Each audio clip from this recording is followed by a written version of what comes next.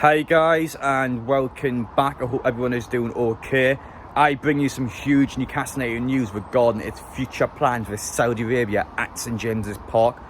Actual news has came out from ESPN claiming that Newcastle United are actually planning on having Saudi Arabia play at St James's Park during an international break where they take on Mexico. Imagine the controversy that's going to cause on social media, actually having the national team play at St James's Park. Or the journalists, opposition fans, you're not here at the end of this one. I do actually think it's a good thing for us though, because, well, as the local communities, you're bringing all these people across in Saudi Arabia from Mexico. Everyone's going to be coming to St James's Park.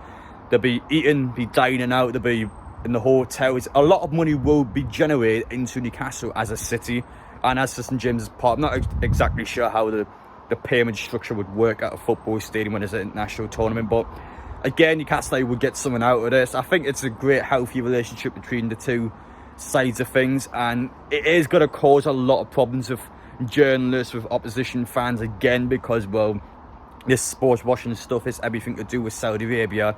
The fact that you have the national team play at St James's Park, I think, is going to raise a lot of questions, and I can't see why, to be honest. But as for the Newcastle United side of things, there's also been a leaked tournament shown on social media regarding Newcastle United's brand new sponsorship in Seller.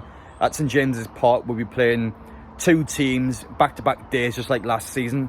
Now, I'm not exactly sure on the tournament side it was legit. I think especially the fact that it's the 5th and 6th of August, I think a problem being as well, Sam Fender's just played at St James's Park. Is the grass going to be ready in time? It still is a couple of weeks away. It's going to be interesting, but I think Newcastle definitely will do the weekend where we're playing back-to-back games on separate days. I think we will definitely do that. Eddie Howe liked it last season. He enjoyed having separate squads playing. I think for the club in a business sense as well, you're actually selling double the amount of seats because there's two separate matches on. And for you guys watching, some of you that can't go to St James's Park, it's a better opportunity where you can go out and buy tickets. I think last season for the adult, it was £35 for the Atlanta and Athletic Bilbao game, so it's a good opportunity for everyone to enjoy themselves at St James's Park. And I think Newcastle are going to go down the same avenue with that, but I'm not exactly sure if this leak is legit. I will mention it because I believe it's believable, but I don't know if it's 100%. It's definitely not 100% is the best way to put it, because it hasn't been confirmed anywhere, but it's a leak. We'll tell you everything you need to know about it. But the Saudi Arabia aspects of it, I can't believe the club is actually planning on having the national team play at St James's Park. That is mental. That is a serious, ballsy move from Newcastle. They know they're going to get a lot of backlash from this, and they want to do it anyway. It's fascinating. I'm intrigued to see what we're actually going to do next for Saudi Arabia. We're going to keep pushing this forward. I think we are going to do it. I think it is something that's going to naturally happen, but it's a lot of things to talk about. But anyway, guys, welcome back. I hope everyone is doing okay today. If you're new around here and you like what you're watching, make sure you get down there, hit that subscribe button, smash the like button as well if you enjoy. Video tomorrow on the channel is likely going to be about Tottenham fans, unless some news comes out, because Tottenham are just being an absolute joke. Again, I'm sick of them. So it will be about Tottenham fans, because they're making videos about us now, so it'll be interesting to react to them over the James Maddison stuff. But anyway, that's about it from me. Without further ado, let's get into it and tell you everything you need to know about Newcastle United's pre-season fixture. We will start this video off by recapping on Newcastle's pre-season matches that have already been announced, because there's quite a lot to get into. I wanted to make sure everyone watching this video is fully aware, and also my side of things as well. What's going on my channel is, am I going to all the games? Am I going across to America? Some of you are already aware of this, but I just wanted to kind of update everyone just so we're all on the same page. But we start off with the Gateshead game. That's our first pre-season match. It's on the 15th of July. It kicks off 2 weeks from tomorrow. Gateshead International Stadium. It's going to be a weird atmosphere because, well, Gateshead have about 2,000 fans. And over 10,000 fans around the stadium will support Newcastle. And Gateshead fans will support Newcastle anyway. So, well, who are they going to support on the days? Everyone's just going to cheer on Newcastle in the away match. I've never going to see the likes of it before. I remember going back to Gateshead. It's my first ever away match all the way back in 2014 or 15, I can't remember when it was now, but that's the first away match I went to. 1-0 on the day. CC has scored a pen. We missed 2 open goals and played shite. So to come back here after all these years, it's one of them ones. It's a bit of a kicker. Like, I've been there when it was crap, now we're good.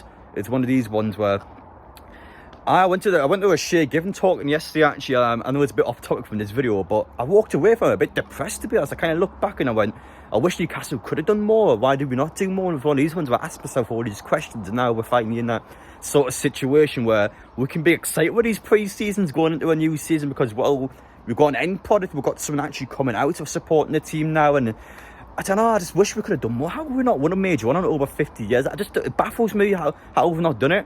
So yeah, frustrating, but I know Newcastle are pushing to get towards the end goal, and these pre-season games are going to be huge to help start off that season. But sorry, back on topic now. So after that Gateshead game, we actually head off to Glasgow on the Tuesday night, so the 18th of July, as we take on Rangers in what is Alan McGregor's testimonial match. I've never really seen a testimonial game before for Newcastle pre-season match. So that's going to be a fascinating one. I've never been Ibrox as well, and that's going to be interesting because, well, these are the sort of teams you can get in the Champions League. Now, I'm not exactly sure on what pot Rangers will be in. Hopefully, you don't get any UK teams, because that would just be the worst thing ever. But for Newcastle, going to these opposition teams, going to a ground where normally would be hostile, obviously for a testimonial match, will not be as bad. But Newcastle can get used to the environment and get used to travelling around, because, well, just a couple of days later, we are heading off to America for a couple of weeks. And Newcastle are playing on the 23rd, the 26th and the 28th of July in Philadelphia, Atlanta and New Jersey. I will be going to all the games. I think I have mentioned this already, but I just want to update you. I am going to all the matches. I can't announce anything yet, but I'm trying to get some stuff working in the pipelines behind the scenes to try and see what I can do.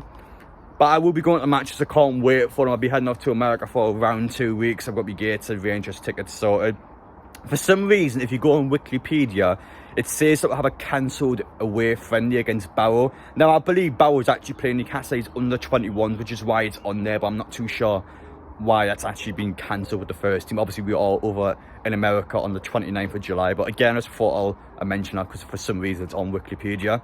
But actually, Newcastle's pre-season so far, I think especially the America games against Chelsea, Aston Villa and Brighton, when you think about it on paper, Chelsea's actually the worst team out of those three, which especially when it first got announced, it's mental when you think about it. How the hell is Chelsea the worst team to put out with Aston Villa and Brighton as well? We had times we live in, but I think that's going to be important in America in front of all those fans. Let's kick it on. Let's get ready for pre-season. Now it's time to get into the leaked home matches at St James's Park, the first ever Cellar tournament. It has been announced by this leak that Newcastle United will be playing Fiorentina and Villarreal at St James's Park, with Nice being the fourth team in there. So it's actually going to be 2 games on the 5th and 6th of August. That's the first weekend back from our USA tour.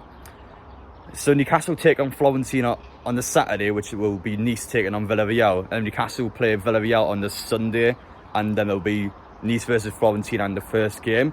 I'm not exactly sure how this tournament's going to work. I don't know if it's going to be based on how many goals they score, because if the fixtures are already announced, it's not really based on a performance thing. I don't know. I have no idea how this actual tournament structure is going to work. I know the last time Newcastle did a 14 tournament was the China one, where Newcastle had played Wolves, lost 4-0. Steve Bruce then came in, we beat West Ham somehow 1-0, and then we finished third in the tournament, whereas Manchester City lost to Wolves in the final, and Wolves won the full tournament in China. That's the last time we did one of those, so it was actually based on how we played the first match. But if we're going to go off this report here with the fixtures already being announced, I don't know how this table is actually going to work. But I do think they're interesting teams. Now, Fiorentina, the first match it's believed will be playing, that's 8th in Serie A.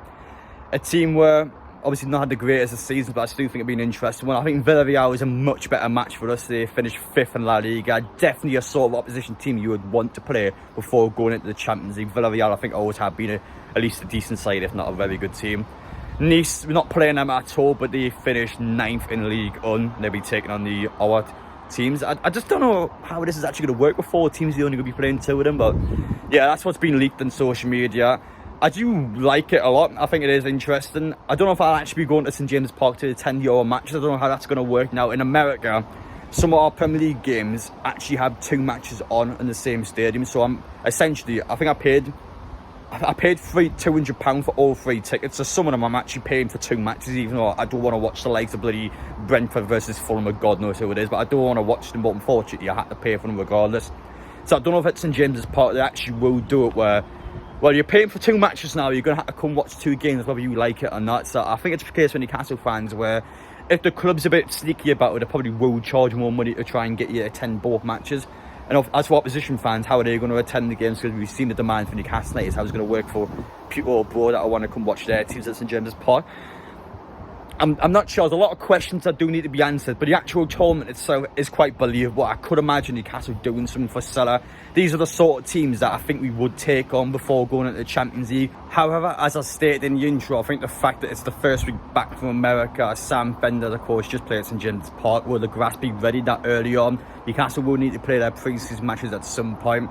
But I think it's also quite easy for someone literally just to make an account and just make this stuff up because, well, we did it last season. I think Newcastle now are a bit more predictable with how we do these sort of pre-season stuff because of the fact that there's a well-run club. We know what we want to do. We know how to get there, and it shows off evidence we've already done. So I think people can kind of join the dots up on their own. So I will say now, definitely take with a massive pinch of salt. I do fully believe that Newcastle will do the weekend stuff. They did it before, it worked well. Eddie Howe liked it, and it's in Newcastle's best interest to do it again.